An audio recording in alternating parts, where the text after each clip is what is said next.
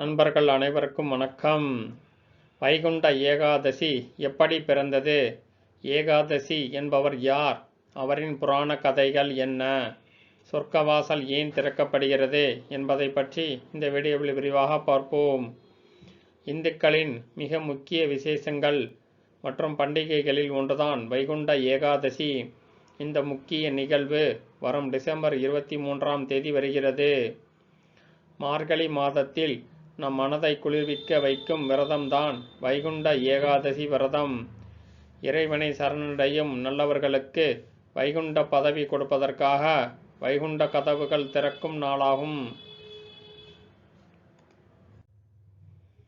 மார்கழி மாதத்தில் வரும் வளர்பிறை 11ஆம் நாள் வைகுண்ட ஏகாதசி என இந்துக்களால் மிக சிறப்பாக கொண்டாடப்படுகிறது. இந்த அற்புத திருநாள் கோலாகலமாக நடைபெறுகிறது. பகல் 10 ரா 10 என 20 நாள் திருவிழாவாகவும், பகல் 10 முடியும் 10ஆம் நாள் வைகுண்ட ஏகாதசி என கோலாகலமாக கொண்டாடப்படுகிறது. வைகுண்ட ஏகாதசி எப்படி பிறந்தது?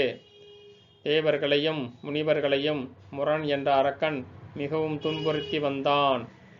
அவனிடமிருந்து தங்களை காப்பாற்றுமாறு பகவான் விஷ்ணுவிடம் முறையிட்டனர். அனைவரையும் காக்கும் பொருட்டு விஷ்ணு பகவான் முரனுடன் போரிட்டு வென்றார்.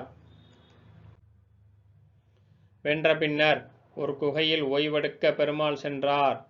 இதை பார்த்த தோல்வியின் விரக்தியில் இருந்த முரன் பெருமாளை கொல்ல ஒரு வாளை ஓங்கியபடி வந்தான். அப்போது விஷ்ணுவின் உடலில் இருந்து வெளிப்பட்ட சக்தி ஒரு பெண் வடிவில் உருவெடுத்து முரனுடன் போரிட்டு வென்றாள்.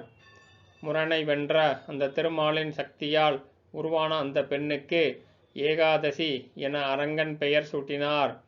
அதோடு அன்றைய திதிக்கு ஏகாதசி என்ற பெயர் வந்தது. இந்த நாளில் தன்னை வழிபடுவோருக்கு வைகுண்ட பதவி அளிப்பதாக பெருமாள் வரமளித்தார். இதனால் இந்த தினத்தை வைகுண்ட ஏகாதசி என்ற பெயரில் மிக சிறப்பாக கொண்டாடப்படுகிறது. சொர்க்கவாசல் உருவான கதை. படைப்பு கடவுளான பிரம்மாவின் படைப்பு காலம் முடிந்து ஊழிக்காலம் தொடங்கியதும் எல்லா உயிர்களும் இறைவனிடம் ஒடுங்கிவிடும். அப்படி ஊழிக்காலம் தொடங்கியதும் மகாவிஷ்ணுவின் தொப்புள் கொடியில் இருந்த தாமரையில் பிரம்மன் அடங்கினான். பிரம்மனின் அடுத்த பகல் தொடங்கியதும் தாமரை இலை தண்ணீரை பிரம்மன் மேல் தெளிக்க அதில் சில துளிகள் பிரம்மனின் காதுகளில் சென்றன. விழித்த பிரம்மன் முதல் வேளையாக பிராண வாயுவை தூண்டினார்.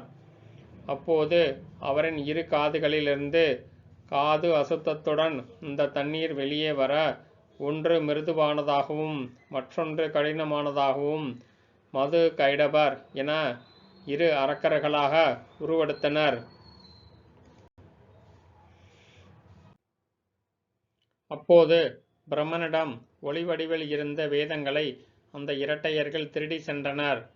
அப்போது ஹயக்கிரீவராக அவதரித்த பெருமாள் வேதங்களை திரும்ப கொண்டு வந்தார். பின்னர் அந்த அரக்கர்கள் உலகில் உள்ள உயிர்களை துன்புறுத்த துவங்கினர். தேவர்கள் முனிவர்கள் என அனைத்து உயிரினங்களும் விஷ்ணுவிடம் முறையிட அவர்களை அடக்க இறைவன் புறப்பட்டார். மது கைடபருடன் போரிட்ட பெருமாள் அவர்களை அழிக்க முற்பட்டார். அப்போது அந்த சகோதரர்கள் சரணடைந்தனர். உங்களின் சக்தியால் உருவான எங்களுக்கு நீங்கள்தான் கருணை காட்ட வேண்டும். நாங்கள் உங்கள் அருகிலேயே இருக்கும் வழியை காட்டுங்கள் என கேட்டுக்கொண்டனர். வடக்கு வாசல். அவ்வாறே அவர்களுக்கு பெருமாள் அருளினார். மேலும் எங்களைப் போல பலரும் இந்த பாக்கியத்தை பெற வேண்டும் என்பதற்காக திருமாலிடம் கேட்டுக்கொண்டனர். அதோடு வைகுண்ட ஏகாதசி திருநாளில் திருவரங்க வடக்கு வாசல் வழியாக அர்ச்சாவதாரத்தில் தாங்கள் வெளியே வரும்போது தரிசிப்பவர்களுக்கும் அவர்கள் செய்த பாவத்தை எண்ணி வருந்தி அதை திருத்திக் கொள்பவர்களுக்கும் முக்தியளிக்க வேண்டும் என அசுர சகோதரர்கள் கேட்டுக்கொண்டனர்.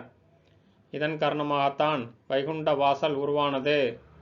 அதோடு மது கைடபர் ஆகியோரை அடக்கியதால் மதுசூதனன் என்ற பெயர் பெருமாளுக்கு வந்தது. இந்த வீடியோ உங்களுக்கு பிடிச்சிருந்துச்சுன்னா வீடியோவை லைக் பண்ணுங்கள், ஷேர் பண்ணுங்கள் மற்றும் மறக்காமல் கமெண்ட் பண்ணுங்கள். வீடியோவை பார்த்த உங்கள் அனைவருக்கும் பெருமாளின் அருள் பரிபூர்ணமாக கிடைக்க வேண்டுமென அந்த விஷ்ணு பகவானை நான் வேண்டிக் கொள்கிறேன். நன்றி, வணக்கம்.